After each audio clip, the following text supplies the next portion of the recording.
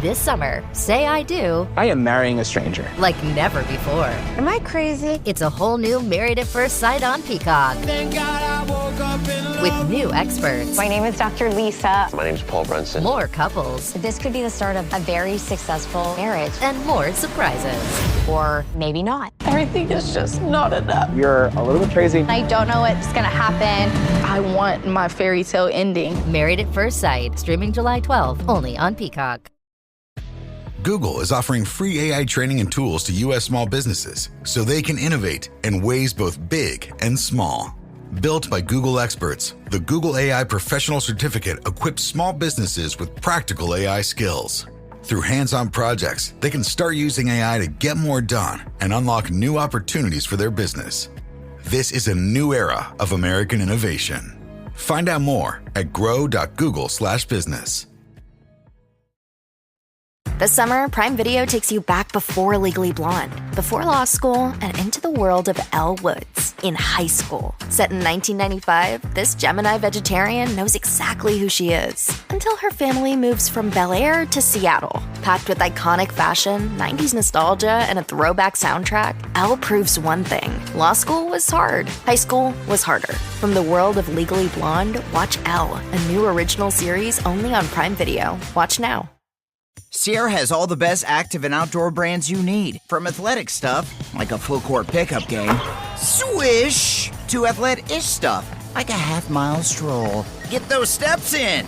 And for morning hikes up the mountain trail, good pace. To nighttime ghost stories from the camping chair. What a twist. Whatever level of active, Sierra loves it all. Head to Sierra or Sierra.com for the brands you want at the prices that let you do it all. From athletic to athlete-ish, Sierra's got it. Good sleep is everything. That's why Ollie's Science Back Support is made with a blend of melatonin and L-theanine for both kiddos and grown-ups. So when your mind won't switch off, you've got something that can help. Your racing thoughts and restless nights won't stand a chance. Find Ollie Sleep Solutions for the whole family at ollie.com. That's OLLY.com. Huh?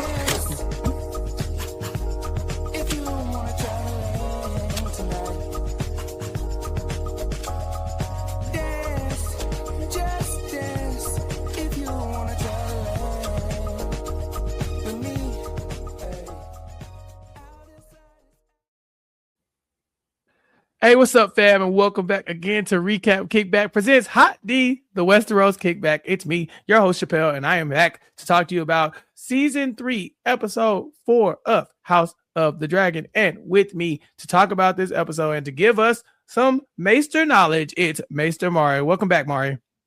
Woo, we're back. Dragons. Yay. I'm happy. This was,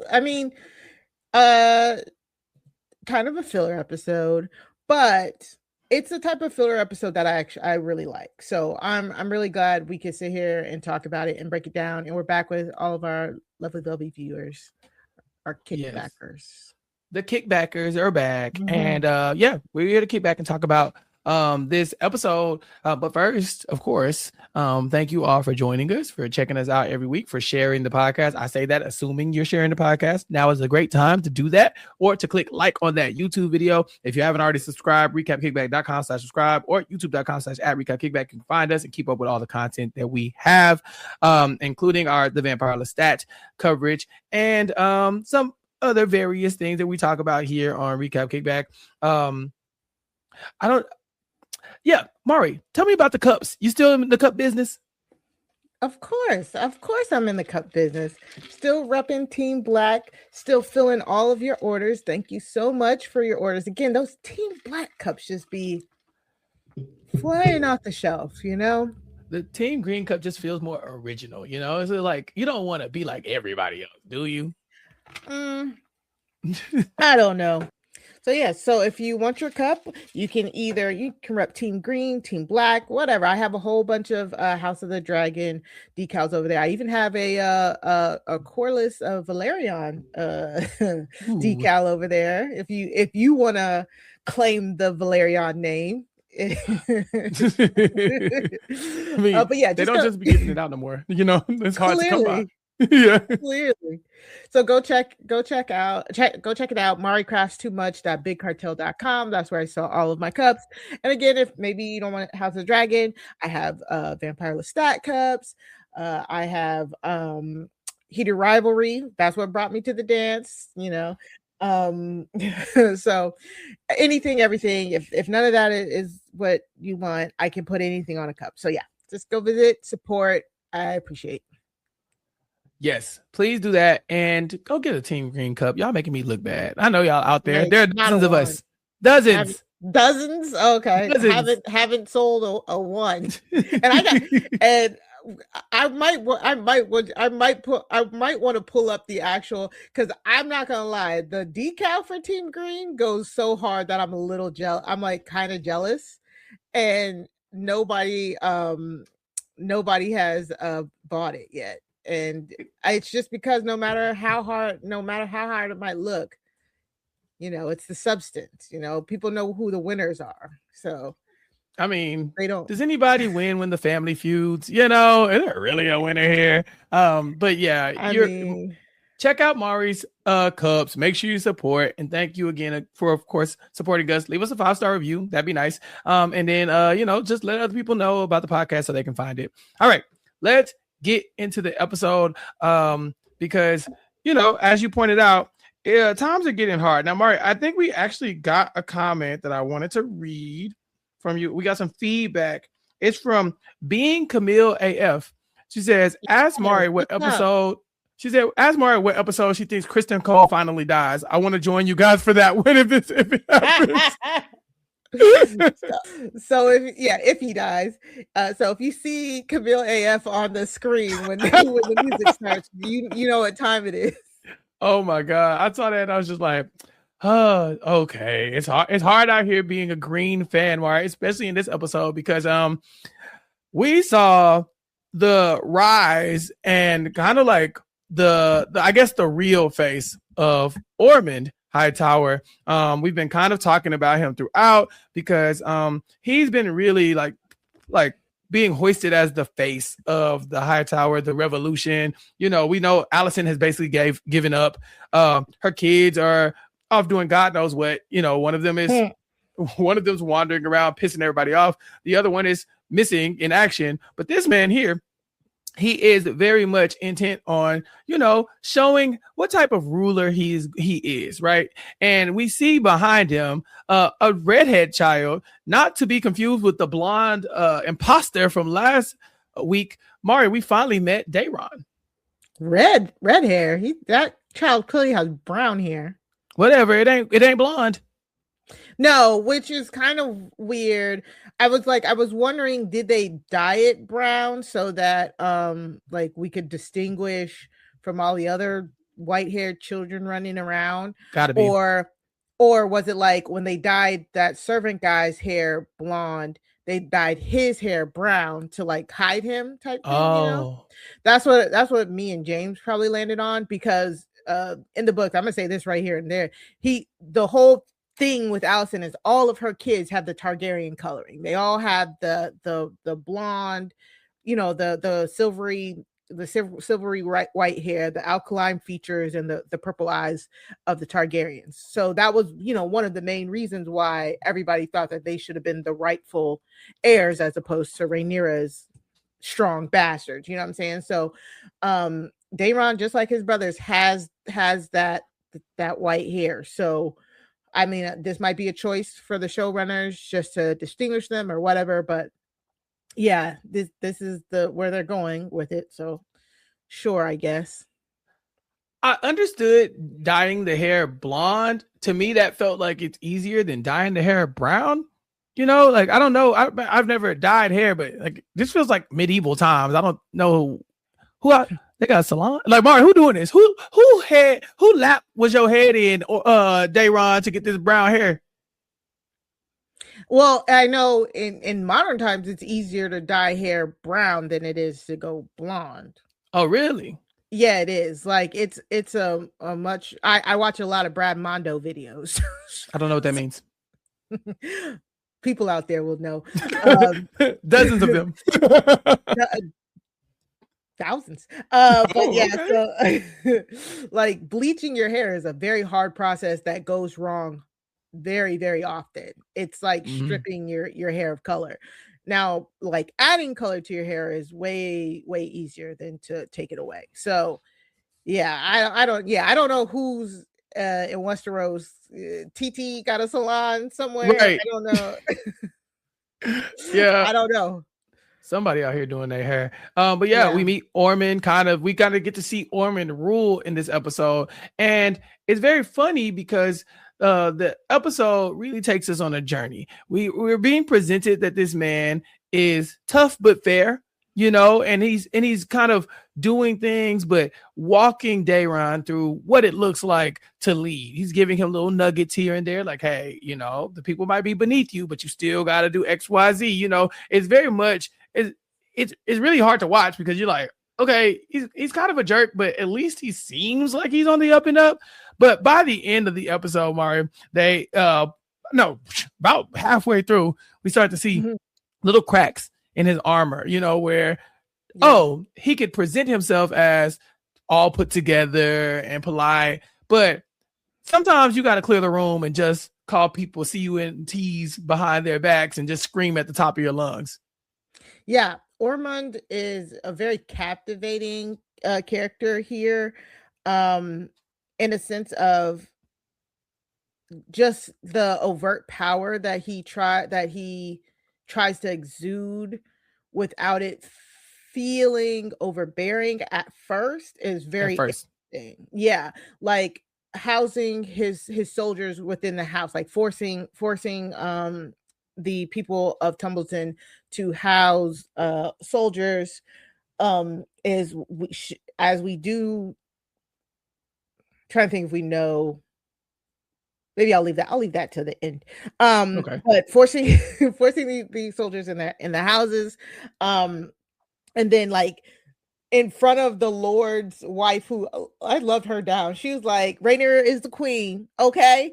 And right. Like that power move of taking over their house, taking over their chambers, basically showing his dick, literally. And his pasty white ass. It can't be House of the Dragon if it's not a little incest and a little gratuitous male nudity. Yeah, exactly. And just him showing that it's like he knows what to put on to look like a fair and just ruler, but he also knows, like, he's also capable of the brutality to keep everything in line and in check. So it was very interesting. I thought this was very, very interesting. We finally get some characterization with Ormond. We learned that we were like, what is he sniffing? To me, that, you know, potpourri, whatever. I'm still like, that gotta have something in it. It has a little something in it, like a little China white or something. But Marjorie Allison said that he's what, something that smells like, sensitive to smells, I believe. Yeah, sensitive to smells, which is kind of funny because it makes sense why we see him bathing. Like, you know, he probably bathes like twice a day type thing. He's got the lavender in the bath. You know, yep. He's bath bomb in there. To smells. Yes. So we see him putting together his potpourri pot or whatever it is that he sniffs on during the day. Allison gave that information to Rhaenyra, and I guess we'll talk about it a little bit later, but I'm very interested to see where that goes because it felt like it was kind of like random. A little, but no, not so random to me, but it definitely felt like something we should supposed to be paying attention to, right? And so I was like, I don't know if we're going to stink bomb this man or what, but I feel like something is coming. But yeah, in that scene where he's talking to the people of Tumbleton, he's basically like, look, now I'm letting y'all get away with basically being like, Rhaenyra is the queen, right? Like, I get it. Your town is already like pledged to them. Y'all, yeah, I got it. But, you know, as long as y'all act right while we're here, we won't even bother you. And that's basically a thinly veiled threat. You know, it's like, hey, you keep talking. I'm gonna let these soldiers do what they want to do. But right now, I'm keeping them at bay. That does not last long because meet a man named Garrick, I believe, and he sucks. He is the worst. I put him on my little notes as Jerkface Garrick. Nice. This man has moved into the home of Hugh the Hammer's brother-in-law, and where Hugh the Hammer's wife is living. And first he's just being a bad guest, and then he decides to get a little rapey. It wouldn't be House of the Dragon, Mari. I'm just saying. Like, it wouldn't be House of the Dragon, and we were dropped to sexually assault somebody. Exactly. It always has to come to sexual assault. This guy is bad, y'all. Look, sexual assault. Thank you. We don't need that every episode. Thank you. It's a lot. It's a lot. Yeah. Like, we don't have to do this. Jerkface sucks. And so while trying to sexual assault this woman, the wife, so Hugh's sister-in-law, I guess technically, right? No, Hugh's wife. Wait. Wow. I see what you're saying. Yeah. Okay. Yeah. He's trying to sexually assault the wife, and then all this other stuff. He ends up breaking this woman's arm for trying to defend sister-in-law's arm. Yeah, the sister-in-law's arm. It's all bad. And so of course the Tumbleton people were like, you told us that y'all was gonna act like y'all had some sense. He out here trying to rape people, he's out here breaking people's arms. What's up? And so our guy Ormond makes an example of him. He's like, you know what, you're right. Because it's basically their word versus Garrick's word, and he's saying, I don't know what you're talking about. That I didn't do that. I don't know what you're saying. Who you gonna believe, me or this woman's broken arm? And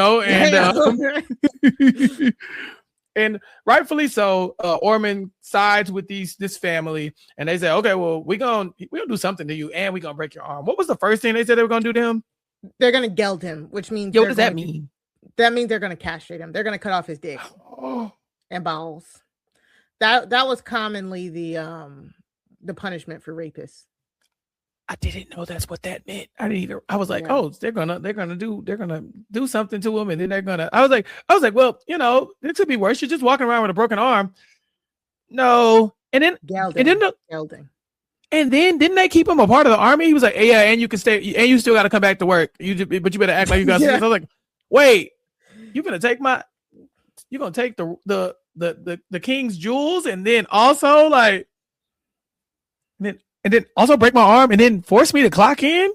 That's when I knew Ormond had lost his damn mind. I said, oh no. I was Send me to the like, Riverlands. that's great. I was like, that's amazing justice. Good for him. Because that is quite often the punishment for raping.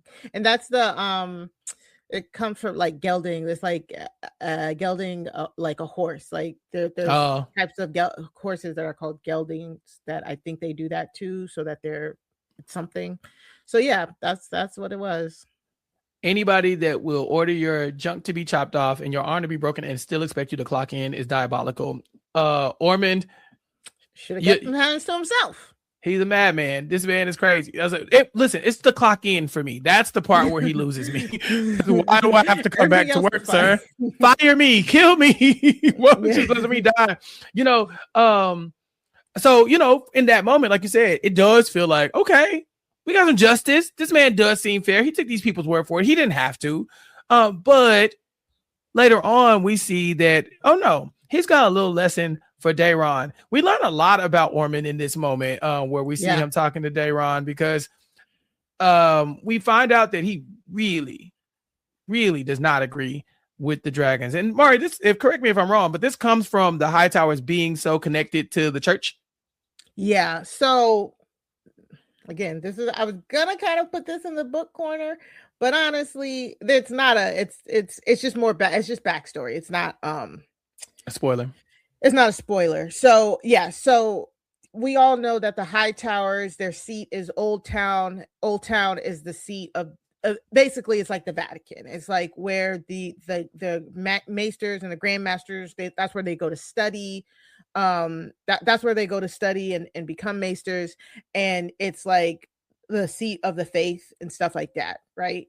Or it's like near the seat of the faith, something like that. But those lands are very holy. And what Ormond says here is, we are the true men, and the Targaryens are abominations. What he means by that, he means the Andals. You know when they say Rhaenyra, first of her name, Queen of the Andals, the Rhoynar, and the First Men. That's the three different it's like species of humans: the Rhoynar, the First Men, and the Andals. And the First Men and the Rhoynar and the Children of the Forest were the original people who inhabited Westeros, and then the Andals, who are the people who worship the Seven, they came and they took over Westeros from the First Men, and from the First Men and the Children of the Forest. So colonization, right? And so the Andals are who took over Westeros. They're the ones who had the small kingdoms all around. Then the buildup of the Seven Kingdoms, and then the Andals were in charge of the Seven Kingdoms when the Targaryens came, and then you use their dragons to unite the dragons. So with Ormond being very into the Seven, they're like, they believe that they are the purest folk, and that the Targaryens, again, are abominations from across the sea that use devil magic to control dragons, and that's the only way that they could beat the Andals, because they use the black magic. And it's really unfortunate, because when we see this side of Ormond, now we kind of have to at least assume that Daeron went his whole life, 16 plus years, depending on where they have him aged here, of basically you're an abomination, you're a monster, but also he says don't love that beast, or don't get too close to that beast when Daeron is talking to Targaryen, but also you need him in that beast. So what a confusing upbringing, and it makes you really kind of feel sad for Daeron. Oh, I feel very sad for Daeron. He's clearly being abused. Not physically, but the way Ormond's treating him, he's terrified of him. That moment where he's telling him what to do, you can see him retreating. And throughout the show really lingers on his facial expressions, because it did look like Ormond is talking to him, and you could see him kind of noticing and learning, okay, this is how you treat people, this is how you do things, this is how you do things. But then when Ormond's new claim is that, all right, now look, I know publicly we punished that man, but he still is a high tower. He's part of our kingdom or whatever. So he got hit, and the person who hit him, although he was defending a woman, he needs to be punished, because you need to learn how to rule basically with an iron fist. Look, all the things I told you is true, but you need to let people know that you cannot trifle with us. We are not going to, whether you're right or wrong, you're not going to hit a king, hit somebody of nobility, hit one of our people, And so I think Joffrey was kind of like this too. I could be dead ass wrong, but you slapping me is going to get you murdered. You know what I'm saying? And don't get me wrong, Tyrion definitely slapped him, I think twice, but he tried to kill him too. You know what I'm saying? I think at some point you have this noble blood and you have to start acting like it. And so he's telling him, you have to be king one day. You are going to be the person that we say, okay, you're the real heir to the throne. You can't be one of these abominations. Obviously you kind of got that in you, but you were raised a high tower, and so it's you're going to be the one to basically challenge Rhaenyra's spot. And so he's training him up, and so as one of his first hard lessons, he needs to be the one to kill this man and punish him for hitting Garrick. And so I was kind of surprised that Daeron did it, because you could tell he didn't want to, but I think it's either me or you at this point, right? If I don't kill you, what is he gonna do to me? It was heartbreaking. I felt so bad for Hugh's brother-in-law too. Just messed up all around, really messed up. And Daeron he's gonna have to take that lesson and harden himself, because he was like, shouldn't we be merciful? And then he's like, you sound like your father. Here Viserys continues to get those sides, those strays. So I felt so bad for Daeron, and you could tell he's not like his brothers. You know what I'm saying? He's not war hungry like his brothers, it feels like, is what they're trying to get across to us. Yeah, It's Ormond who's telling us what a good kid this guy is, right? He's like, you're such a good kid, sweet, innocent. You've been raised in the church. You ain't never bothered nobody, blah, blah, blah. Mm-hmm. Well, that's over with. By the end of this, you're going to get some blood on your hand because the playtime is over, right? And I think that now we see what the big plot is. Because once Alicent gives up, we really don't know from the show standpoint what the Greens are going to do, right? It's like Kristen Cole's all dejected and afraid of the dragons. We'll get to that. Daemon is off at Harrenhal. Aemond is off at Harrenhal. You know, like Aegon is without dragon. He's just out here just like floundering. So it's kind of like, well, yeah, this is over. What could y'all possibly, Otto Hightower's dead? You know, y'all really don't have a leg to stand on. This is the leg to stand on. This is the grand plot. And it was the moment where Ormond, when he snapped the first time, when he got that raven about G-Wang being like, yeah, Aemon's not coming. He was mad, but it allowed him to change his plans. And his new plan is like, okay, let's move forward with the Daeron project. And yeah, he's not going to be the same innocent kid that he was at the beginning of this episode. Yeah, exactly. Very good acting by the actor who plays Ormond for sure. Yeah. Even, you know what was weird? The scene when he gets out of the bathtub and he like basically puts his dick on the table in front of the Tumbleton people. It was a power move for sure, but it's also Daeron, who is the person that you're supposed to be, you know, he's supposed to be the king one day. He's the one putting the robe on Ormond. You know, he's peppering him. You don't have like a handmaiden or something like that to do that. Like, you know, we see other people get dressed by people, but it's not their child, you know. So it just was the grooming, Mari. Yeah, it's weird, but Daeron is his squire and his ward, so it's not uncommon. It's just weird.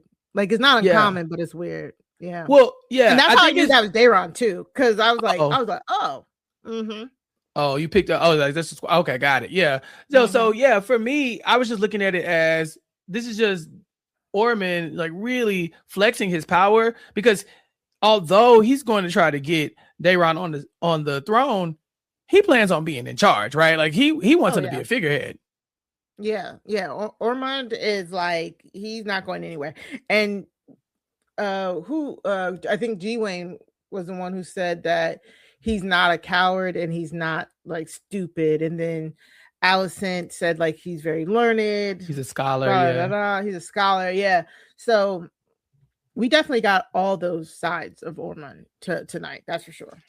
I'm happy. Look, not like from a like, oh, I want the Greens to fight back. But yeah, we lost Otto Hightower. And to me, he was the quintessential Green. You know, he was the one, like, you know, Aemon's crazy, Aegon's crazy. I don't care about them. But Otto was the plotting and scheming one that was really maneuvering the pieces behind Viserys's back. And now we lost him in last episode. I was like, what are we going to do without Otto to kind of be in that role? And now we have Ormond in that role. And I'm very happy because I need that. I think the intrigue of House of the Dragon, like the plotting and scheming and stuff like that, that's been fun to watch since Game of Thrones times. And so I'm definitely going to enjoy it here. Yeah, it's like, sure, I'm sure you're not too run out that your Team Green, I know, finally has somebody who can push back a little bit. But it's good that it doesn't feel so one-sided, right? Mm-hmm. Yeah, I wanted to see them kind of like, I want to see the fight, right? This is becoming just like Rhaenyra just like kind of like dealing with politics and the people in her town. It's fine, but yeah, it's not what I signed up for when I was watching Game of Thrones, right? It was the political stuff that was really driving the narrative for me. We do have to talk about Rhaenyra because she has been put between a rock and a hard place. Our boy Ormond has made sure that the Greens are all within Tumbleton, and she wants nothing more than to pull up with her dragons and just kill these people. But she can't, because the Tumbleton people have already pledged their loyalty to her. And what kind of queen would she look like if she allowed the people who were loyal to her to get burnt to a crisp so she could get the Greens out? So she's trying to get some feedback from her council, and she can't find her hand. Corlys is like, yeah, I'm not coming into work today. Sorry, send my son. not doing it. Bye. Bye. And I was like trying to figure out where he was going off to. I was like, okay, he's going to a skirmish, but where? So when Alec comes back and he's like, oh, the triarchy is run aground, he's gonna go and fight them. Because that's what we saw last last episode. Well, when Aegon, that's who Aegon and Larys had ran into. It was the triarchy over on those crown lands. So he's going to go fight them. And I mean, one, he's still pissed off about the whole bastards thing and not being able to give his name to people. Two, like Alan said, he was bested. He lost everything. So he's about to go and fight a foe that he's fought 100 times over, that he knows in and out, and that he's beaten 100 times over. So it's kind of like his comfort killings. Like he wants to go somewhere where he feels effective, because you could tell he's felt helpless, and feckless basically for the past few episodes. So I don't begrudge Corlys for being like, whatever, get somebody else to do it, because that's what happens. You have to inspire loyalty in the people who follow you. And when you don't do that, this is what happens. And I love Alan. I was just like, I just work on ships. No. You thought you work on ships. Now you are Corlys' stand-in to the hand. And Mari, this dynamic duo right here, I did not know I needed the Alan and Rhaenyra kind of like tag team, because when he comes to her, they're just talking, and he kind of like, she the queen. I'm just trying to, just here not to get fired, just telling you what my dad said. And eventually, he is the one to give her some sound advice. She's not getting a lot of this. A lot of the advice she's getting from people is, oh, you do this. Well, no, you can't do this because you got to do this. Oh, no, I want you to do this. Everybody's pushing their agenda. She talks to him, and he's like, we got cats for the rats. And she looks at him like, damn, a solution to something. And so to me, it looks like, Corlys definitely sent Alan to go learn at the knee of the queen, to go sit in the powerful room, to like, if you can't get the name, at least get the experience. So to me, it feels like, Alan is kind of being set up to kind of step into Corlys' place as the new hand. Yeah. And again, quite common sometimes if there is a seat on the council that is filled by a house, and the person who is supposed to fill it can't fill it for some reason, they will send their stand-in, their heir normally. There's an example in Game of Thrones that I can't think of right now.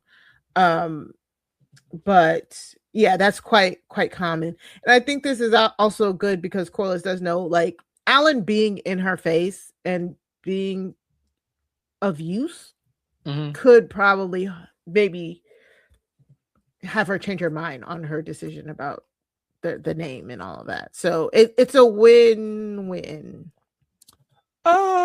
I wouldn't say that. It's been maybe a win-win. It's a win-win for Corlys, but Rhaenyra's got some issues, because although this could help Corlys out, it's not going to do well with her branding of Queen of the Bastards. Like, the new hand of the king is the bastard that Corlys was yelling about at you in the courtyard the other day. She's not going to get this graffiti removed anytime soon, or at least not permanently. Her bastards, Corlys's bastards, and then the bastards on the dragons. She is effectively the queen of bastards, which you would think that it would endear the small folk to her, and it kind of does, because remember when Ulf, who can't read and had to have somebody say it next to him, the guy was like, it's just by people. It was just by somebody who the Greens have already lost, So it shows you, like, it's there, but the people were still on Rhaenyra's side, and Ulf he fails to mention that part when he tells her about the writing. Yeah, and we get the scene where Ulf tells her about the writing. I really want to talk about this because I do like me some Ulf. He first starts off at a tavern because we know that's kind of where he finds home. He comes in there, and all his friends are very happy to see him because Ulf has been lying to these people, telling them for years and years and years that he was a Targaryen. Turns out he is a Targaryen, and so he can fly the dragons. So now they're looking at him differently. You know, he's not just Ulf with the tails. He's Ulf, and he's basically a knight. And he's got a dragon, and he's probably rich, right? Because there's no way you would be poor. Drinks on you. He's like, what? Drinks on me? And so next thing you know, we see him going to talk to Rhaenyra. And to me, Mari, it felt like where let's say you're invited to a function, and then your friends like, can we come? And you like, let me go try to get them in. So you're like, hey, you know, don't want to kill you, but like, I got a homie that really was looking for such and such, such and such. Like, okay, I guess you can bring your homie. Cool, because he got a homeboy that really wanted to come, and then his girlfriend gonna come too. That's cool, right? And so he's asking for Rhaenyra for favors, but so that he could be cool with his friends. That was so funny. He said, hey, my homeboy needs a house like outside of Rosby. My other dude needs like some sheep. And he just like going down the list. She's like, excuse me. Wait, are you asking for favors for other people? Like, yeah. Like, dude, have you gotten your favors yet for you to be asking for? Hugh is still homeless. Hugh the homeless. The man is like, can I please have a place to sleep? She's like, one day. Matter of fact, pick a house. Yeah, just go sleep. Sleep here. Hugh is, I'm sorry, Ulf is turned down because, of course, like I said, he's trying to put his friends on. Like, you know, they told him to do it. They were, hey, I mean, you cool with Rhaenyra. Why don't you go get me XYZ? You know what I'm saying? I heard she was giving out extra stuff. Like, what's up on the extra? I'll talk to her, but I don't know. She might be tripping. Like, and he did try. She shuts him down, and then we get to a very interesting conversation because he does give her a little bit of feedback. And I really was impressed with how he navigated this because the way you talk to these royals is very important. You can't say something too disrespectful because they will retaliate against you. You know, we've seen it before where if you're a little too honest, they're not going to really enjoy that. You know, calling her kids bastards when they bastards is not great. And so Ulf is kind of like, you know, the people out there, like they're not extremely happy with you, and you being mean, that would be like not great. But luckily you're not mean at all. You're kind and loving and definitely giving to the people, because then that way they won't protest you as much. Wink, wink. And then like I was like, look at him, because what he really wanted to say is like, this is why they don't like your ass. And that's why, and if you keep being mean like this, they really don't hate you. Yeah. That's why they very don't like you. It's, but again, the people were fine, right? Like the people saw what was written and was like, ew, there's still some sympathizers here. Boo this man, boo. They didn't agree with the writing, but because Ulf says this, then Rhaenyra says, hey, get the she just makes what feels like almost like an offhanded comment, like, hey, have the gold cloaks go see who did the graffiti and round them up, bring them to me. Very offhand. That's not how it was received. No. Well, because she says go get the graffiti wipe down and then punish the people who did it. Like, okay, cool, bet. But, you know, again, the royal punishments don't be normal ass punishments. It's not like, all right, you kids, you stop writing on these walls, damn it, or I'm going to tell your mom. It's like, no, they finna go start chopping people down. And it doesn't even look like to me the gold cloaks even tried to actually investigate things. It's like, it looked like they just like burst into people's house like, was this you? It's like, nah. It's like, okay, well, F it. Yes, it was. And they just started killing people. Yeah, that's what it felt like, because my takeaway was because the gold cloaks are also still wanting to be paid, telling them to go and do something when they're not sufficiently paid, and probably a little high strung is not good, because they're going in there and they're taking that frustration out on the citizenry. It's good old police brutality. You know what I'm saying? And I was just like, oh no. And I like how they did this, because again, we talked about it when Taryn was here, like in history, it's like she was treated cruel, like she was marked down as being a cruel leader. And it's very interesting that we see Rhaenyra's intentions and then how her intentions are translated. You know what I'm saying? Like the gold cloaks going in there and knocking on people's doors and banging and knocking heads. Yeah, they're gonna take it, and while they're saying by order of the queen, you know what I'm saying? So of course people are gonna call her cruel and brutal. And we even get that moment where Rhaenyra is talking to Alicent and she sees Jaehaera and Helena in the distance, and she says to Alicent, like, you know, I wouldn't have done that to him, right? Like, you know what I'm saying? Like, because that's another sin that's laid at her feet that we know she had nothing to do with, you know? So it's just a lot of stuff is being attributed to her. And it's of course none of the good stuff. No. To me, it did feel like Ulf kind of like manipulated her like paranoia. Like she's concerned that the people don't like her. And he's like, dang, the people really ain't gonna like you if you do this. Imagine what they're gonna say. And so and now of course, like you said, I think I told you, she just got awful PR. Yeah, because this is happening, and it's like, bro, it's all coming back to look like she's being awful. She even was talking about that when. Right now, get up to 15% off select storage solutions. Put heavy-duty HDX totes to good use, protecting what's important to you. The solid, impact-resistant design prevents cracking, and the clear base and sides make items easy to find even when the totes are stacked. Find select shelving and tote storage up to 15% off at the Home Depot to organize every room in your home, from your garage to your attic. Visit HomeDepot.com. How doers get more done. This episode is brought to you by State Farm. Listening to this podcast instead of doom scrolling? Smart move. Another smart move? Getting help from one of State Farm's 19,000 local agents when you choose to bundle home and auto. Bundling, just another way to save with the Personal Price Plan. Prices are based on rating plans that vary by state. Coverage options are selected by the customer. Availability, amount of discounts and savings, and eligibility vary by state. Plan B is a backup birth control option that's there for you when things don't go according to plan. It specifically works after unprotected sex and before pregnancy occurs by temporarily delaying ovulation. Plan B is available nationwide at all major retailers and through delivery apps like DoorDash. No ID, prescription, or age requirement. It's the #1 OBGYN recommended brand of emergency contraception, and it won't impact your future fertility. That's freedom to be. Use as directed.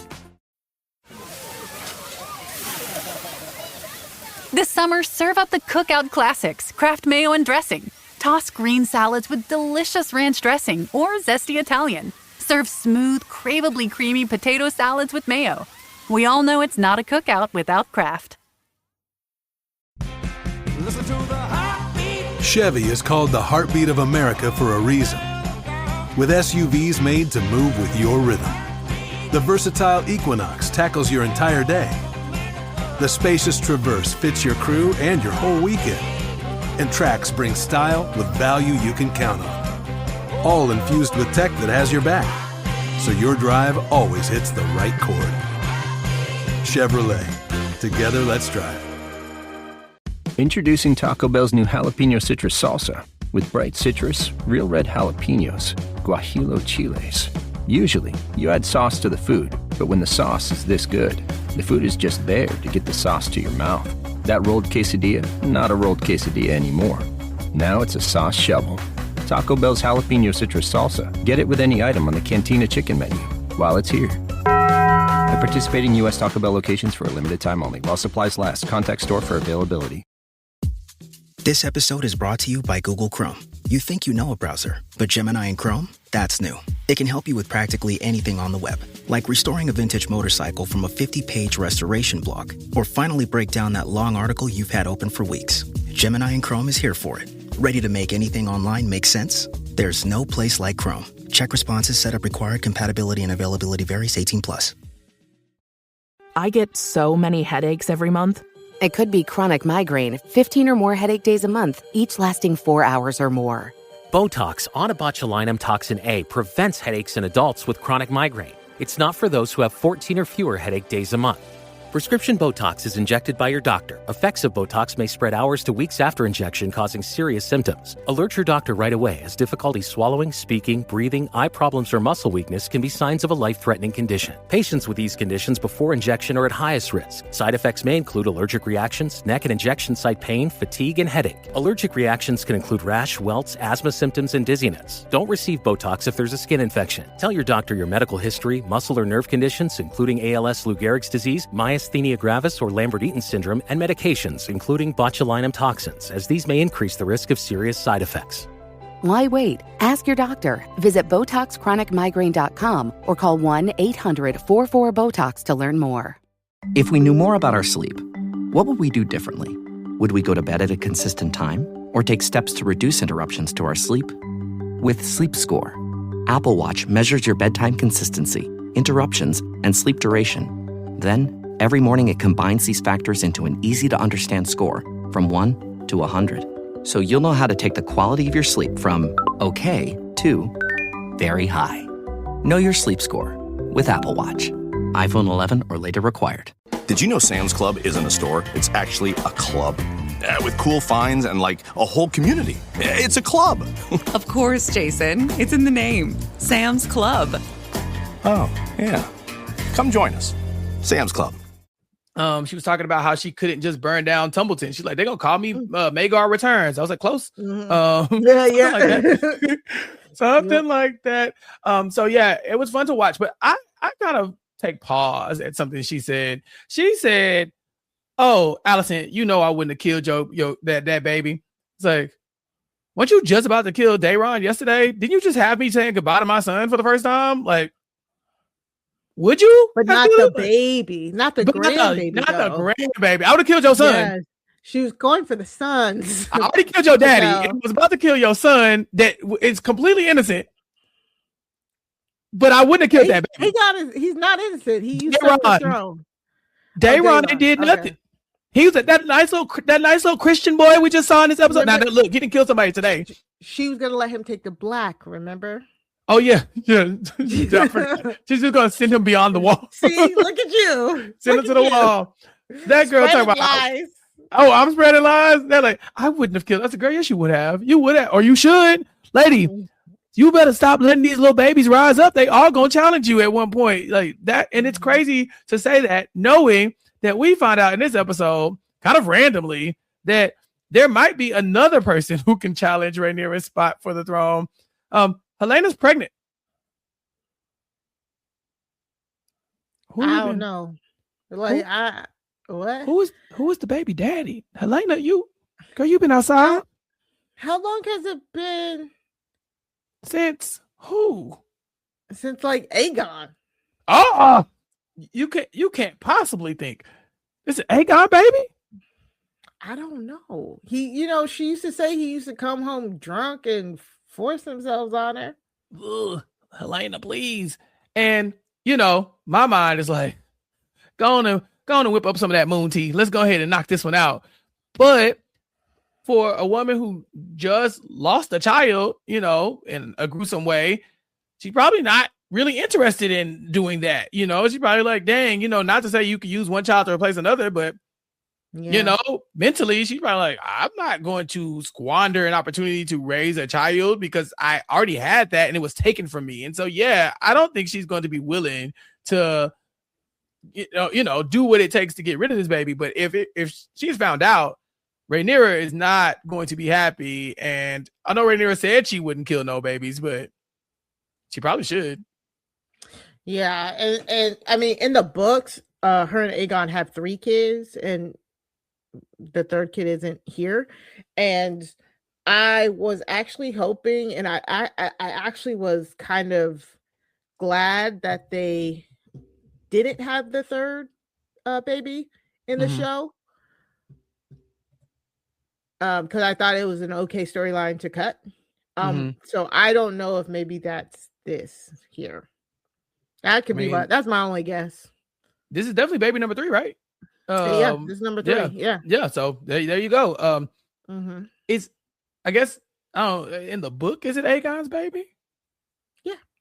Okay. Yeah. I mean, there was some thought in your window that maybe it could be Aemon's baby because, if I recall, is this a conversation for the book corner, Mari? Okay. Sure. Yeah, we'll save it for the book corner. Save it for the book corner. Yeah, I know if you don't listen to the book corner, you're like, God damn it, Chappell. It's like it's about to get into the juicy mess. Yeah, I am concerned about Helena and her baby because I think Helena should be concerned about her baby. Why do you think she didn't want Alicent to know that she was pregnant? Because she definitely was kind of snatching away from her when she was realizing that her mom was kind of catching on. You would think she would have told her when she hadn't bled that, like, hey, mama, you should know this. Yeah, exactly. So, and I guess they could be doing this because, like you said, if Rhaenyra finds out that Helena is pregnant again, that could definitely, again, put Helena in trouble, you know? And I think if she tells Alicent, Mom, I'm pregnant, Alicent's like, go get the moon tea. You know, like, we're not about to do this. I'm not gonna lose you because you want to have a baby by Aegon. You know, like we're gonna shut that down. So I'm very interested to see what happens next with Helena. She's been like quietly becoming a more important character. You know, like just little scenes of her popping up. I think in the first season it was mostly like what is it, the visions she was having? Is that season 2 kind of drama too? But now we're kind of getting her like. Yeah, we're getting her become more important than just like sitting around and, you know, being abused and like kind of being like a little loopy. You know, so I don't know, Mari. I just don't think this is the time to be having a baby. Yeah, I mean, not great. Yeah. So yeah, Alicent is surrounded by people. I mean, not Alicent. Rhaenyra is surrounded by people, and I don't think they're really helping her case a lot. She's trying to build her small council up. We just talked about how maybe Alan might find himself there, but is it Orwell? He gets a promotion, Mari. I mean, same position, just new regime. So new regime, yeah. He gets added And to he her small deserves. council. Yeah, go him because he wrote all That this poor stuff down. man. Yeah, he been through a lot. He probably want to just go lay down. He's probably like, do I have to? Like, can I just? Now, Mari, you've told me these things before, but the little balls that they got in the center of the table that they be placing or whatever. What is that called? That was nothing. That was just like cool ceremony that they had for the TV. It just meant that like you were present and accounted for. The secretary who's taking the minutes would help them with attendance type stuff. It was just cool. Why did Rhaenyra get rid of it? It was so cool. I don't know. She said, there's 2 people here. What are we like? I see there's 2 people here. I can count the niggas in the room.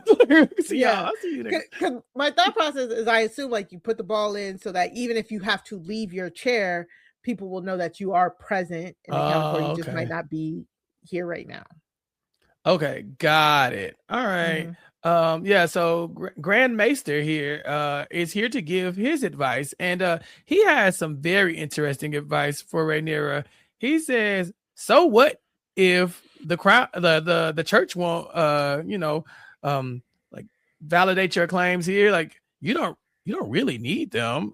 And she's kind of like, no, I do. He's like, not really. She's like, well, I can't just like get rid of the church. He's like, I mean, you can't fire that man, but if he just was unalive, then you could just, maybe replace him. And it looked like Rhaenyra said, "Oh dang, I didn't see that coming from you." But also put a pin in that in case we need to come back to this bloodlust that you have, because I didn't know you was that type of maester. Yes, that was so funny. She was like, "Oh, oh, you down for the cause? Okay, good. Yeah. Oh my god, is this abnormal to maesters in general to just be like, so have you tried killing them? No, it just depends on some maesters, like in history, some maesters had acted acted as the masters of whispers as well. Some maesters were like, kind of slimy and stuff like that. So it's not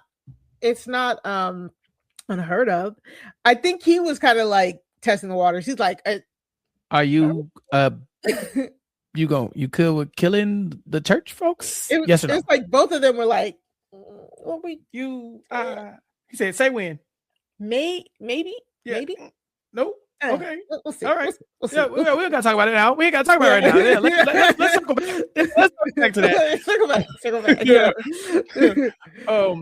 Also on the small council, we have Maester, the mistress of whispers, and she's still doing her thing, really advocating for the small folk. Like, hey, we need money. We need to take care. And when we get the money, we need to take care of the small folk first. She also has some other advice for Rhaenyra. It's like, look, so the hand is missing and we don't have any money. What we need is a fall person so that we can blame for the lack of funds. And Rhaenyra has a perfect person in mind, Sir Torrhen Manderly. And he's the guy who kind of called her out for the blockade that she did and then blamed the noble people for taking advantage of the poor folks. Mm-hmm. Yeah. Did you like him? I was happy to see him take his seat as the master of coin. He's like the little bit of comedic relief that we need. He's like, I'm the new master of coin. There's not much of it. He said, hey, you thought about taxing everybody? He's like, yeah, they're going to love that. They're going to love that. Like, you raise taxes on these people? Have you tried to just take the money from the people who are poor? Did you? No? Y'all try that yet? Yeah, got nothing. So yeah, it's been fun to watch Maester kind of, push her own agenda. But Daemon has been ordered to go and handle some things for Rhaenyra. She told him to go find out who was responsible for Sheep Stealer, who's been riding Sheep Stealer, who killed Jace. And so he sends him on and to get some coin, because he was supposed to come back with coin from the Vale. And he does. He goes over there. He talks to Jane Eyre, right? And they have a conversation. And Mari, give me the backstory of these two people, because you can tell there's a lot of tension, but like it's like they don't like each other. They kind of need each other. And they begrudgingly help each other, even though you could tell if it was up to them, they would never speak to each other ever again. I pretty sure I alluded to it when Tara was here and we said, like, why would you do that? So Daemon has a long history in the Vale that people hate him there. Remember, his first wife, the bronze bitch, was he married her, and at the time he was the second son, so he went and lived in the Vale with her. He hated it there. He hated the Vale people. The Vale people hated him. So that's where he would go. He would leave and go on all his little war skirmishes that he would fight so he could be away from her, basically. Like they said, they never seen them together. It was a political marriage. He was married to her to tie the Vale closer to the crown. He hated her. They hated each other. So remember, he kills his wife in that. She fell off the horse and hit Divorce Rock. Yep, sure.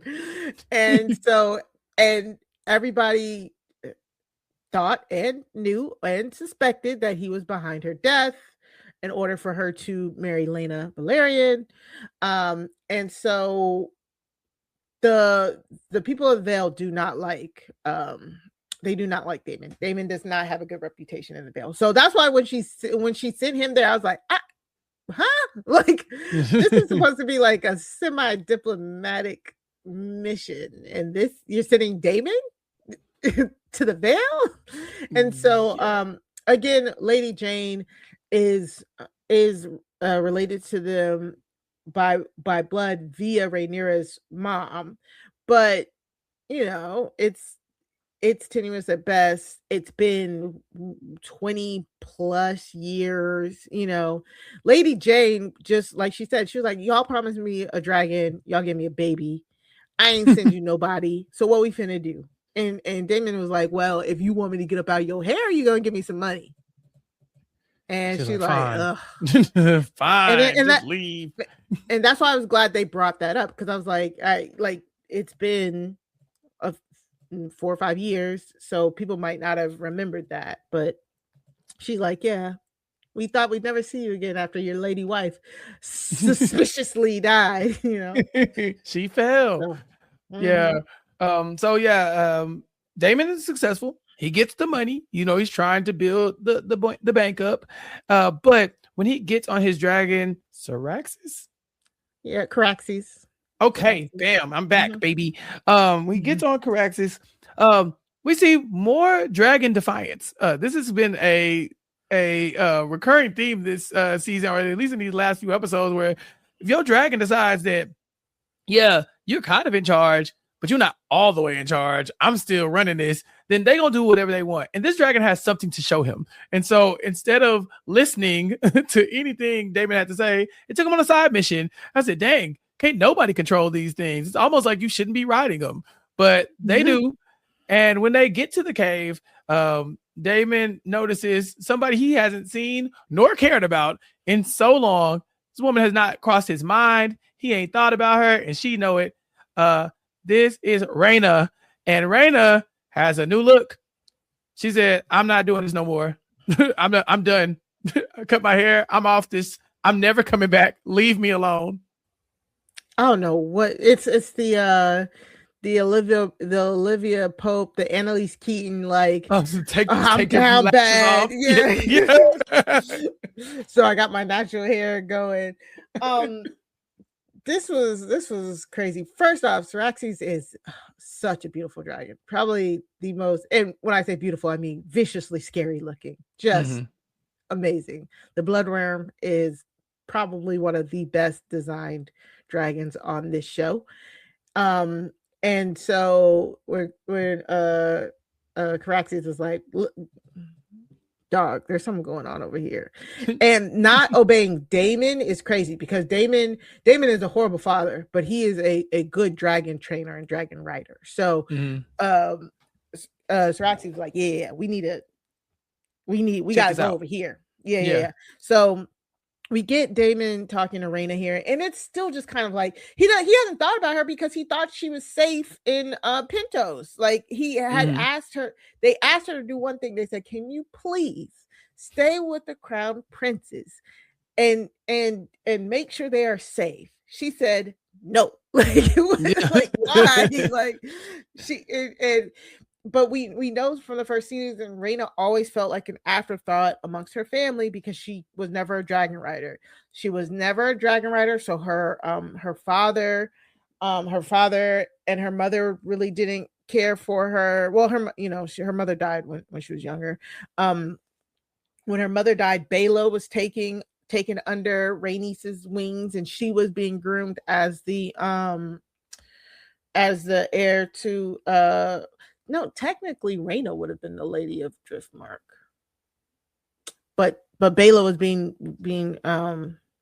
rule. It's just like, it's just one of those things where she just felt like an afterthought. And again, Damon is not a good father. He's not. So I still like this whole misunderstanding with the dragons. It's just kind of like, I don't know. It's just say it was an accident. I mean, I don't know. Damon also was kind of like, girl, what is you doing? That's a wild dragon. Like, yeah. He's like, how did you even get it to do this? She's like, I fed it. He's like, oh, okay. Yeah, I just fed a sheep. What do you mean? Damon is so funny in the scene. Matt Smith is such a good actor, because he was like, fuck, why did you do it? What are you talking about? I can't believe this. Why are you here, baby? Yeah. You did what? You killed Jace? He's like, okay, let's think. Okay.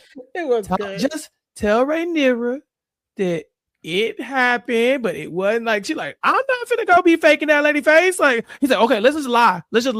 We don't know what happened. We found sheep stealer, released sheep stealer here. Let's just go. She's like, I'm not finna be walking around that Lady Kingdom knowing good and well that I'm the reason why Jason is dead. In fact, leave me here. Leave me here with my child, my new sheep stealer, my she's a hostage of this damn dragon, but she's like, I'd rather be in exile than coming back to be a part of this family, to face the consequences of my actions. And I love when she asked him, so you gonna snitch on me? He like, I mean, she's like, Dad, you gonna snitch on me? Like, I can't snitch on her. Like, I'm a bad dad already. I clearly have hurt her feelings because she feels like I never cared about her. And now the one thing she's saying is like, don't sell me up the river because it was an accident and you're my damn daddy. And he's like, okay. And so he finds a random passerby to murder and to pretend that this is the person who was riding Sheep Stealer. What did you think about this plan, Mari? I mean, I know why he did it. He did it to hopefully give Rhaenyra some closure so she'll move on from like this whole Jace thing. So I get it. And so that they could, he could probably deal with Rhaena later. So I do think it is cruel and it's right up Daemon's alley, but it makes sense. Even when Rhaenyra's like, I wanted to talk to him, I want to do all this, he's just like, why? It's not gonna bring Jace back. I figured it out, girl. I handled it, boo. I handled it. Yeah, don't worry. It's like he brought her a car, and it was her car, but it was like a different color. And she's like, what happened to my car? He's like, it's fine. He's like, what do you mean? He's like, I brought your car back. I painted it blue. It's like, wait, what happened? Why did you paint it? It's like, no, it's fine. It's fine. Like, it's a car. It still drives. Like, don't worry about it. Come on, man. Move on. And she's like asking questions. She kind of felt like this would be something that made her kind of be able to move on. She'd be able to say, okay, he's dead. I'm not as angry anymore because I found the culprit. I was able to avenge my son. I did something here. And he's like, no, we don't need to talk about it. Let's just move on. Bye, bye, bye. And Maester is the one who picks up. Something's off. Something's not right. Who, Daemon, who head is that? Who head is that? Exactly. Yeah. She knows him way too well. So he tried to yada the killing of the person who killed her son. Like, no detail. Like, yeah, don't worry about it. It's just done. It's done. You ain't gotta wait. She's like, this is a big thing for her. You would at least come in and be like, yeah, I found them. They was out here doing XYZ and I snuck up on them. Like he didn't even try to make it a story of grandeur. Like, nope, pulled up, set him on fire, moved on. It's like, and he could just ride dragons. Is he a Targaryen? Like, you know what I'm saying? Like, give me something. He gave her nothing, and it was very clear his ass was lying. He said, it was just a wild dragon. Only crazy people ride wild dragons. Okay, bye. Yeah. Said, where did Sheep Stealer go? It ran away. I don't know. Like, somewhere. She's like, you not going to care that the dragon is on the loose? I don't know. Why are you talking about this? Dang, move on. You suspicious of me or something? Damn, stop yelling at me. It's like, wait a minute. So, yeah, that was very funny. But these are the people who make up her small council. I mean, Myseria's there and Daemon's there, and they're both sniping at each other, clearly kind of undermining each other whenever they have the chance. And then, of course, you got Alan, who has stepped into that role, kind of, and then Maester Orwell, who is like, let's kill him. So, Mari, she's trying to build a council up. Last episode she didn't have anything. Yeah, I mean. And James kept being like, well, where's her old council? I said she got rid of them because every time she told them to do something, they checked with the nearest man. So she got rid of them. So she's still here struggling to try and put the kingdom right and is having trouble finding true supporters. Yeah. On the other side, the Greens have some supporters. Kristen Cole is going through as usual. They pull up to Harrenhal. It's very clear that a dragon has been in here. So they're like, okay, Daemon got to be somewhere. They're looking, but they come across Alice River. Aemon. I'm sorry. Who did I say? Kristen, Daemon. Daemon. Oh, shit. Hell. You always... I'm like, is it Webby, like Charlotte McGay, Charlotte? Y'all got some names on here. Angela G, Angela G, The Breakfast Club. Like that's me trying to figure out these Game of Thrones names. Hell, I'm trying my best. But yes, Aemond is missing, and Alice Rivers is there to be like, no, he left. It's just me. the queen of Harrenhal with her clothes, like her new clothes and shit. Like, yeah, girl, listen, what? lady, what? She has now made this her home. And when they ask her questions, she's like, yeah, I mean, I understand that you're looking for Aemon, but it's not my fault. I mean, maybe he got really upset when he found out that Rhaenyra took King's Landing. The Greens are shocked. And she's like, what? You didn't know? Damn, that's crazy. I thought somebody would have told you. So good on Alice River. She finally kind of got what she wanted, but she's clearly hiding Aemon from them, right? Yeah, and it was so funny the way she said that, and they all just were like, they're like, wait, what? And they all forgot about everything else. And she was like, Harrenhal, my hair. She's like, go ahead and leave my kingdom. Which, I was also thinking, well, how does she know? But she's a witch. So she's a witch. Yeah, she doesn't actually need to talk to nobody. She's witching some stuff up. You wicked witch. So the Greens sit around and they can tell, there was a dragon's nest here. The dragon is gone. Maybe Aemon did run away. And this is hard news for Kristen Cole to swallow, because he like, the one thing I had was Aemon.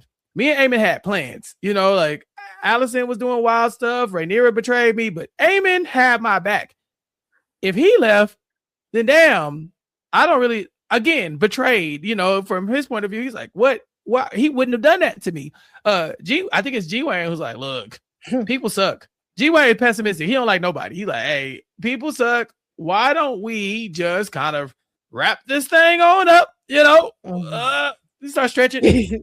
What you about to do? Well, time to go. The trail. Yeah, circle the wagons. Time to tally ho the fox. And Kristen Cole's like, wait, what? He's like, yeah, we lost. Time to go home. Let's go ahead and move. Kristen Cole said, there's no place for me to go home. This is what I do. It's a game to you, but I'm a knight. I fight like this. I wasn't raised like this. My father died of sorrow, and there is no home for someone like me, especially when Rhaenyra's on the throne. We know they got deep-seated beef. And so despite her army being 20 times their size, he goes, let's keep fighting. Let's just do that. And even further, he says, man, and they always trying to use dragons. People don't fight no more. Y'all don't fight no more. Y'all ain't talking about throwing hands. We're going to fight them one-on-one. Yeah, this is... So the river men, the host that Daemon spent all last year, 2 years, whatever, last season getting. Right now, they're marching towards King's Landing. Remember, Rhaenyra is like, okay, well, we should tell them to go to Tumbleton. Tumbleton is still a few weeks away, so they're trying to march there as quick as possible. So Kristen Cole is like, well, let's harry them. Let's go. Let's, use guerrilla warfare, jump out at them, fight them, go hide type stuff. And he said, we can at least delay them, which G-Way might think that that's stupid and useless, but technically it is a very good tactic since they need to be at Tumbleton yesterday. So delaying them is really good. And like you said, they know that Vhagar's not there. All of the dragons are protecting King's Landing. So Kristen Cole knows, at least for a while, it will be a dragonless hand-to-hand combat thing. And that's what he's comfortable with. So it's actually a very good tactical decision. Yeah, and he wants to cling to his honor. Now you look over at G-Wayne, and G-Wayne is like, I'm not about this lifestyle. This is not me. Like, I don't know nothing about that. He's so ready to hang it up. He's like, what do you mean? He wants to go honor back and die. I want to go home. We lost. And so yeah, I'm very interested to see what it looks like. But Kristen Cole, I'll give him that. I'll give him credit. It's not a bad plan. It's the least you can do. It's not like you can resign and just be like, all right, I quit. Rhaenyra is not going to have you wandering around, after all these treasonous acts. You can't go back. So might as well fight it out, see what happens. And so I'm looking forward to see if this works out for him. Obviously, if it doesn't, we will have being Camilla AF on the podcast that week to discuss the rise and fall of Kristen Cole and all things in between. I know you mentioned, the dragons and Vhagar being missing, but Mari, we did have a dragon sighting in here. Aegon came across his old dragon, who has apparently just been laying there since season 2. Sunfire. As a Sunfire, as a roadside attraction. Yeah, very that a roadside attraction. What was it? One penny to touch. He got 2 hands, so it's 2 pennies. That's hustling. Like they gotta make that money. They said we had a dead dragon corpse here, so and people are gonna want to see it, which is crazy because if everything was going right in the Targaryen household, you wouldn't want that. Like the fact that Sunfire is out there, like dead. Meleese is, they cut Meleese's head off, the Red Queen. So they paraded the head throughout the streets back in season 2, but her body is still halfway on Rook's Rest. It's like they wouldn't want the symbols of the House Targaryen to be lying dead for people all to see. That's such a bad omen. Like that's such a bad omen for the house.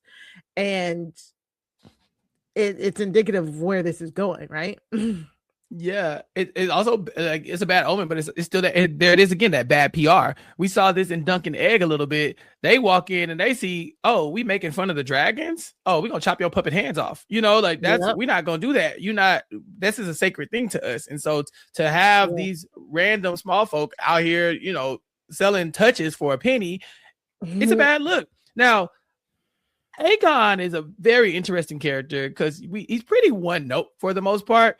But when he is with this dragon, he actually shows some type of affection and care for something that's not himself. And I was very shocked to see that this might have been his only friend. Oh, yeah. Yeah. Like we saw it here with Aegon. We saw it with Daeron and Tessarion. You see it with Rhaena actually now. Like the dragons and their rider are bonded. What we know from Game of Thrones is they're like spiritually and mythically bonded. So normally if a dragon goes down or the rider goes down, the other one can kind of like feel it type of thing. So that's why Aegon was saying, he's like, I can feel that he's not dead. He's not dead. So this is Aegon's only friend, only hope. That was also his one thing. He wanted to get back to Sunfire, and this was like a touching moment while Larys was like, man, come on, you making the block hot. You don't see yeah.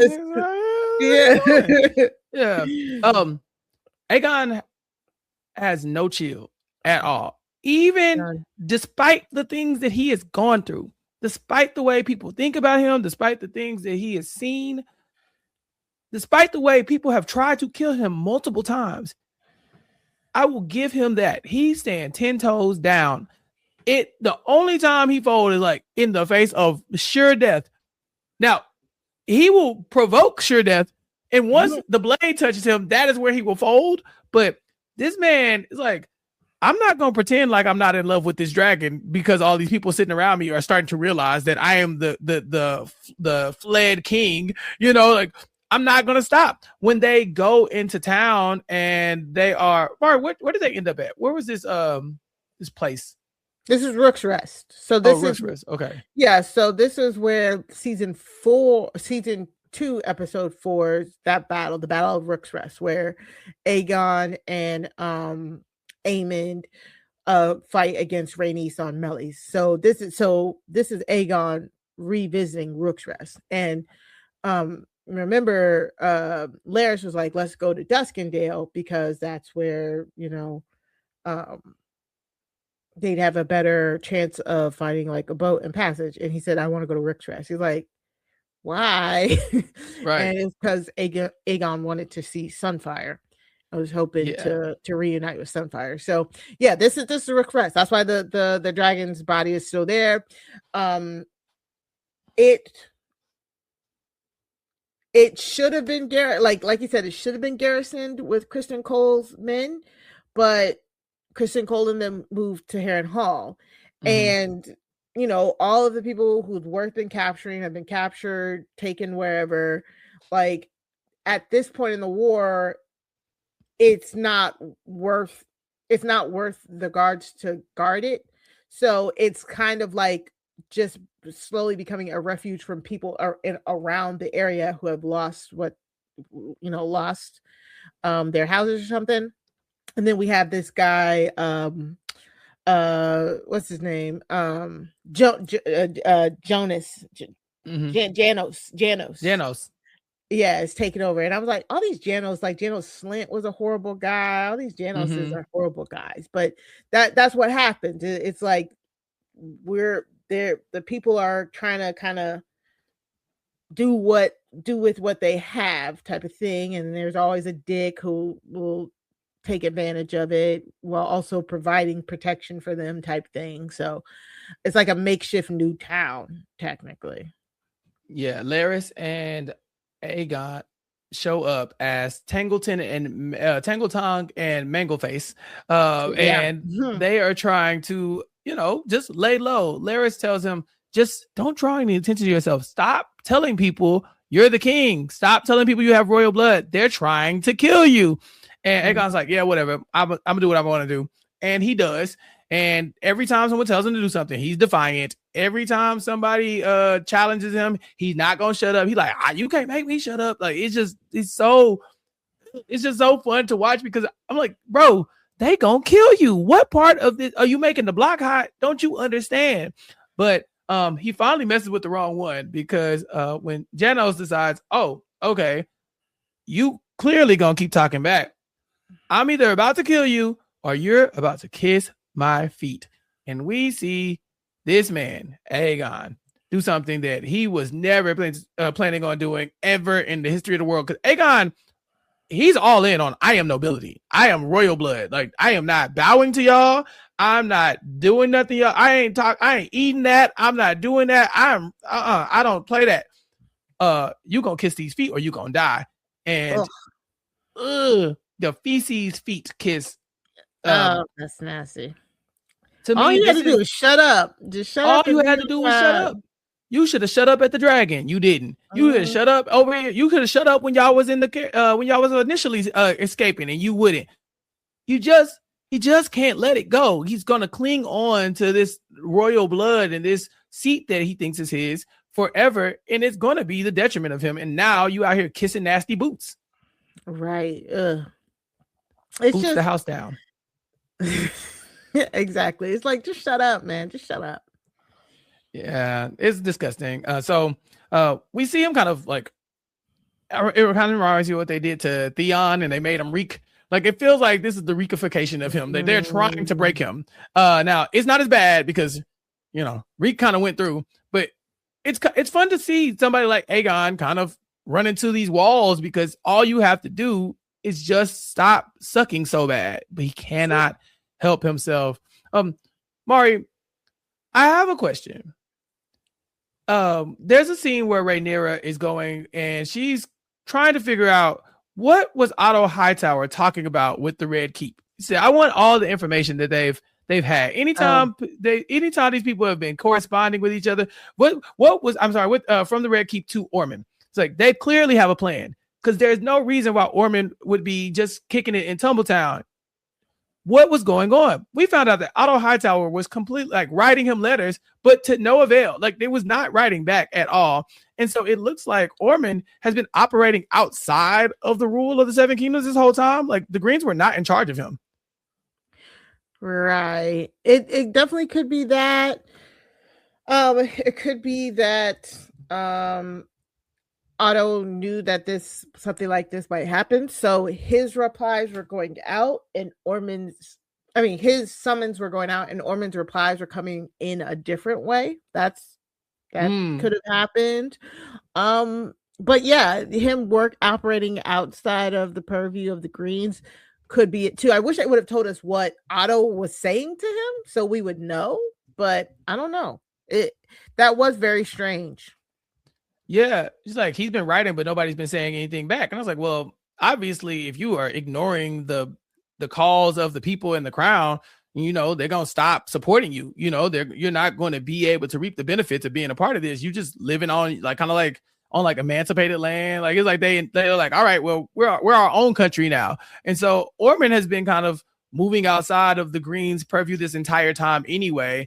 And I thought that was fascinating. You know, like I said, we don't have a lot of information about what they could be talking about, but just the idea that the Greens were in charge of all of this, and yet there were still people even under their thumbs that weren't quite following suit, and not in a, we don't support Aegon on the throne, but we have like almost like a completely different side mission that we're trying to accomplish.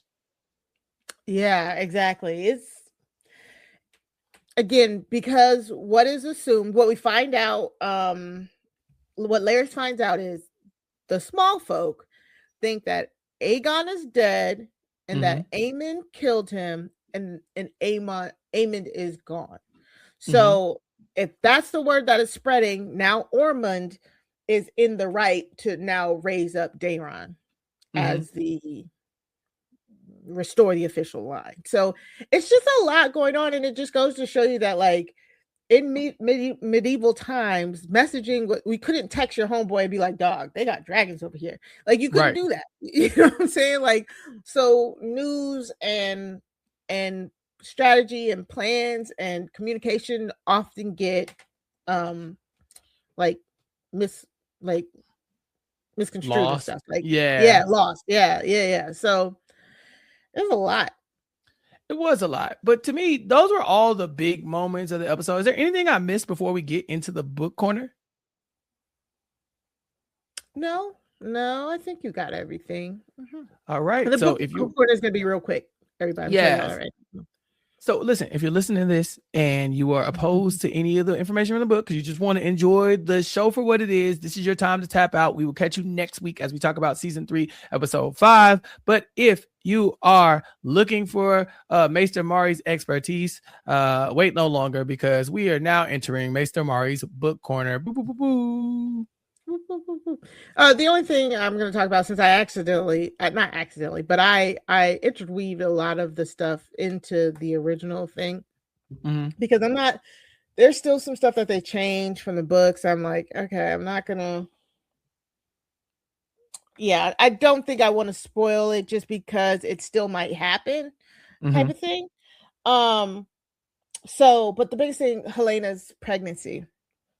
So, like we already said, they had 3 kids. They omitted the 3rd child, gratefully so, because the 3rd child basically plays no part in the Dance of the Dragon, and he dies rather brutally, to be quite honest. He's only 2 the time of everything. So I actually like that they didn't include that child. Her being pregnant now.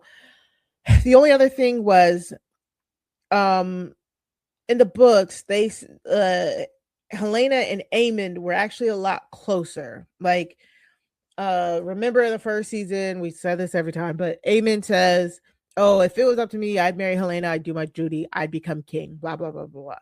So, and we even saw it in the first season. I don't know why they backed off from it, but Aemond and Helena were really close. They were always really close. And Aegon was always the black sheep, not black sheep, but like they hated Aegon because he was a dick. You know, he was a dick all his life. So they didn't like him. And so a lot of rumors were that Aemond and Helena may have been having a sexual relationship, because it's a tale as old as time with the Targaryens. Like, that'll happen a lot because Targaryens will be forced to marry sister to brother, and sometimes they're forced to marry the sister to brother that they don't actually like. Like, they might like another brother. So yeah, it's happened quite a few times in history. So it would make sense if Aemond might possibly be the father of this baby. Unfortunately, remember, the show decided, I think earlier this season, near the end of last season, that Aemond and Helena don't like each other anymore. Remember, what was that, like the first episode or the second? Remember, he said something like, she said like, oh, you're gonna die before he does. And you remember that? I forgot about that. Yeah, I forgot all about that. Yeah. It's coming back now. Jesus Christ, don't make me wait 2 years to talk about the show. Right. Yeah, like for some reason they made some built-in animosity between Aemond and Helena, because Aemon was asking Helena if she would get on Dreamfire to help fight, and she was like, no, I lost my son. I don't want to do all that. He's like, yeah, you lost your son. Come on, let's go. And then she's like, no.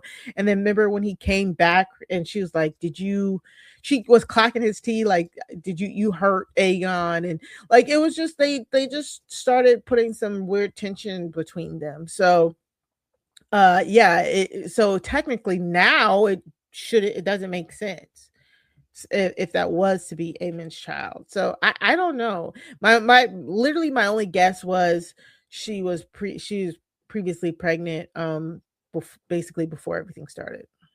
Yeah, I didn't even consider Aemon at all because I forgot. Yeah. The last time we've seen them on screen together, it's been 2 years. So yeah, it wouldn't have even occurred to me to think about them as a potential couple, but it's still gross, and Aemon, this can't be your baby either. You can't want your mama and your sister. Like at some point, there's a limit. Incest with everybody. Yuck. Yeah, gross. Is that all you have for the book corner? Is it just this baby, the paternity test? The paternity determined. Do you have any questions? That's truly it, because like I said, I don't really. There is one more big thing, but they haven't gotten past it for me to be like, okay, it's done. They're not doing it for me to kind of spoil it. Gotcha. You ain't gotta spoil. But I guess as long as I don't. Okay, we don't gotta talk about it. This is spoiler. It is a spoiler book cornery. So the biggest thing is, after the Battle of Rook's Rest. Sunfire is extremely injured. Meleys basically almost tears his wing from his body. So when he falls and Aegon is, burnt and like laying under him and stuff, they take Aegon and they leave a whole bunch of soldiers around Sunfire to guard him. Sunfire at first cannot. Sunfire has basically a broken wing. He can't fly. So the soldiers start bringing him like horses and sheep, and they're taking care of Sunfire for a while. But eventually, there's no more food around. Sunfire is getting angry. Sunfire starts eating the soldiers. The soldiers then start to run away from Sunfire, and Sunfire basically for like a few months is just living outside of Rook's Rest, crawling around on the ground looking for stuff to eat to just regain his strength. At some point, people who are loyal to Queen Rhaenyra, I think it's definitely after the taking, like during the taking of Queen's Landing, people who are loyal to Queen Rhaenyra try to kill Sunfire, like just literally small folk just try and kill a dragon. The dragon is hurt and on the ground, but it's still a dragon. So Sunfire easily was slashing at him with the tail, using claws, fire, whatever. The small folk got in a few licks, but Sunfire was really just getting at it. And one of the last things that happened is Sunfire actually tries to fly a few times, can't get up the first few times, but then on the third time we're made to believe Sunfire is up, because by the time another garrison comes around, Sunfire is gone. Like Sunfire is gone. All you can see is the wreckage of bodies and stuff that he left, and all we know is Sunfire is no longer there. So the fact that Sunfire is here and presumed dead is weird. So I don't know if they're sticking with it, because they also had the moment where Aegon was like, Sunfire is not dead. Yeah, he's alive. I can feel him. So I was really wondering, I thought what would happen is Aegon would get into some mess. I thought he was going to get in the mess with the highwaymen right next to Sunfire, and Sunfire was like going to rise up and protect him. Yeah. He's been laying there for a long time though, right? Like I think they know if he'd have to eat. Yeah, and that's what I'm saying. It doesn't make sense. Like maybe I don't know. Maybe he's just weak. Maybe he's just sitting there like kind of waiting to die. Hibernating. But then Aegon like spurs him on. I don't know. I think they need to figure it out because I think Sunfire needs to come back, to be quite honest. Oh, yeah. Well, I don't know what Sunfire is supposed to do in the book, but it does look like here that, you know, if Sunfire didn't get up in this episode, I don't see how it would how it's lasted this long. You know, maybe there's some it's a dragon, right? Or maybe it does have the ability to lay there for months at a time without eating, but you know, it hasn't eaten in months. You know, like I can't imagine this battle was last week. No, it wasn't. So, and yeah, I don't know. It don't make no sense. So we'll see. We'll see how they do it. That's like a spoiler that I'm like, okay, all right, figure this out. I have a question. Other than that, yeah. One of the things that we found out from Ormond today is that Boris Baratheon from Storm's End was making some excuses. What is this about? Yeah, Boris Baratheon again, back in season 1 when Luke and Aemond ended up at Storm's End at the same time, you know. R.I.P. Luke. And yeah, R.I.P. And Aemond offered to marry his like second or third daughter, and the Baratheon said, okay, well then we'll raise our banners for Aemond. For Aegon. Well, he's been a little bit slow on sending his troops up the King's Road, and instead what he actually does is, at this point in the book, is he sends his troops south. He says, there's some Dornish incursions happening. So they never make it. Yeah, they're like, we can't really meet y'all where y'all at. We're going to deal with these Dornish people. Yeah, because they said they think that the Baratheons are afraid of the dragons, rightfully so. Like, you know, they're pretty close to King's Landing, as we know. Like, Storm's End isn't that far away from King's Landing, and they're like, you know, go to King's Landing, take on Rhaenyra. And you're like, oh, we good. No? They got like 4 dragons, right? And in the show, the last time we saw the Baratheons with the dragons, it wasn't great. Like you said, that scene where Aemond and Luke pulled up. Aemond showed up to like, hey, let's negotiate. Also, this is my huge dragon. You know, This is Vhagar. Now what? You know, it wasn't a pleasant meeting. And so if I'm them, like, I seen Vhagar. I seen Big Mama. Okay, I don't want no problems. So I could see that for sure. They touched on it a little bit, but they didn't get into it in the episode. And so it was in my Mari's notes app that I got this little notes document just for specific questions for you when we talk. And that was one of the ones that I thought we kind of skimmed over. But that was my only question that we hadn't already addressed. Because it's like the Baratheons. It's like the Baratheons are acting like Lady Jane. It's like, we'll send the folk eventually. Yeah, you'll get whenever we feel like it. Okay, because you was just trying to threaten us. Don't forget. You know, okay, cool. Great episode. No notes. Like Mari called it a filler episode, but I guess I like those because that's where you get a lot of the dialogue. It were no battles to be fought. Really, what we saw. You know, some of the intrigue, some of the movement, the maneuvering, you know, a lot of good conversations and, you know, setting up what's to come. Mari, this was episode 4. How many episodes is this season? 8. Okay, so we're at the halfway point. I noticed that when they showed like the coming soon on House of the Dragon, it was like coming in the next few weeks. You know, it didn't seem like these were just the previews for the next episode. I think that we've kind of hit the midway point, and so we will be back next week for episode 5 as we start to head toward our finale. But until then, Mari, what are you working on? Please make sure that you follow me on Bluesky at Mari Talks Too Much. That's 2 like the number 2. I'm talking about Big Brother over there. It's fine. Still hit me up.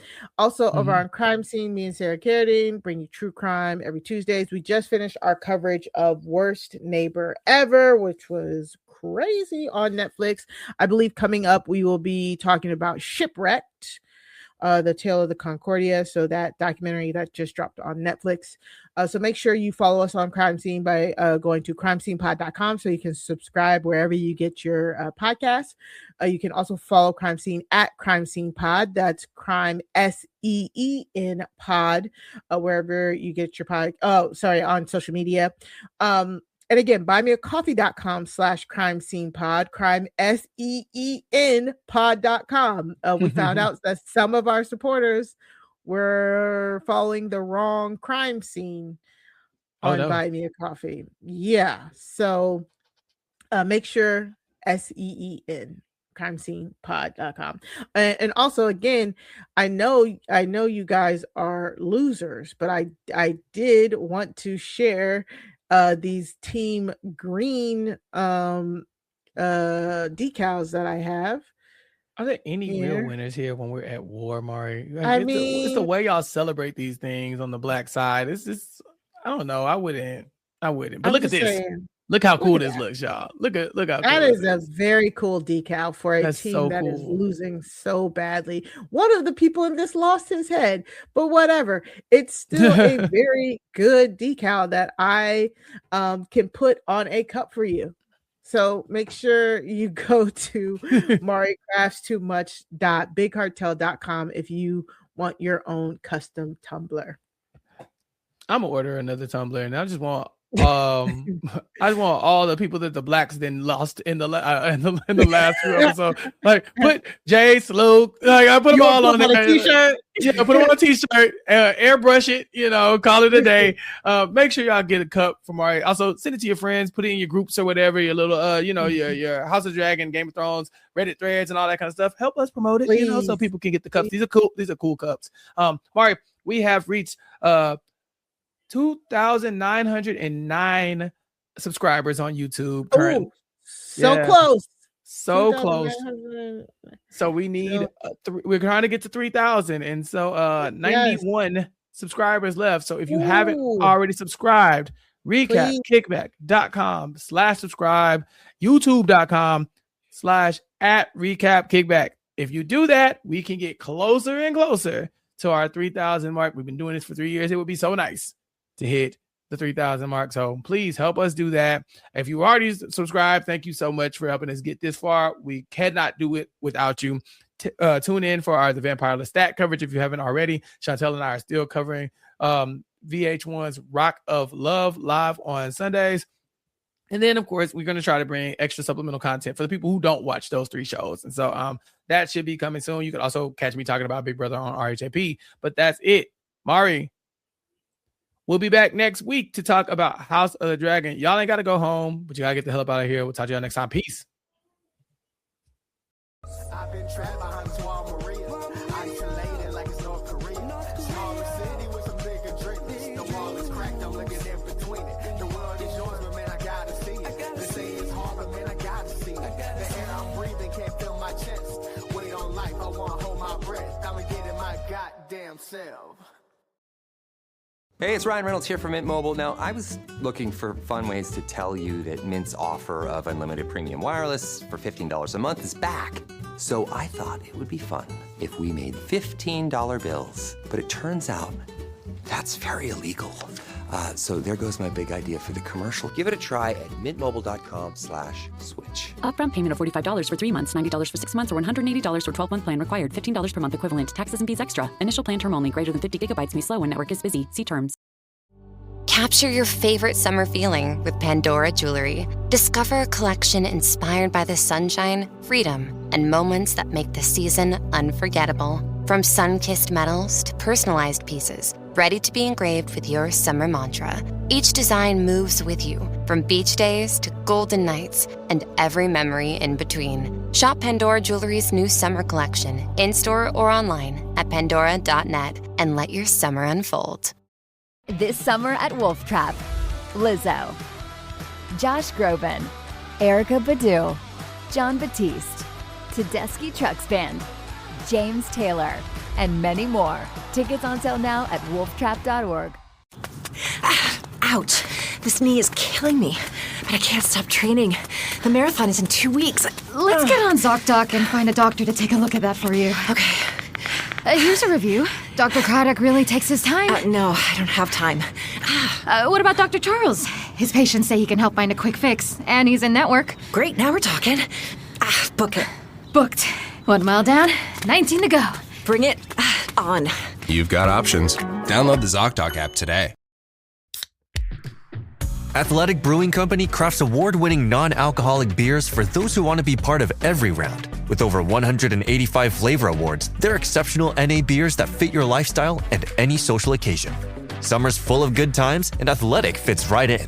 Go to athleticbrewing.com to have brews delivered to your door, or find them at a bar, restaurant, or store near you. Near beer.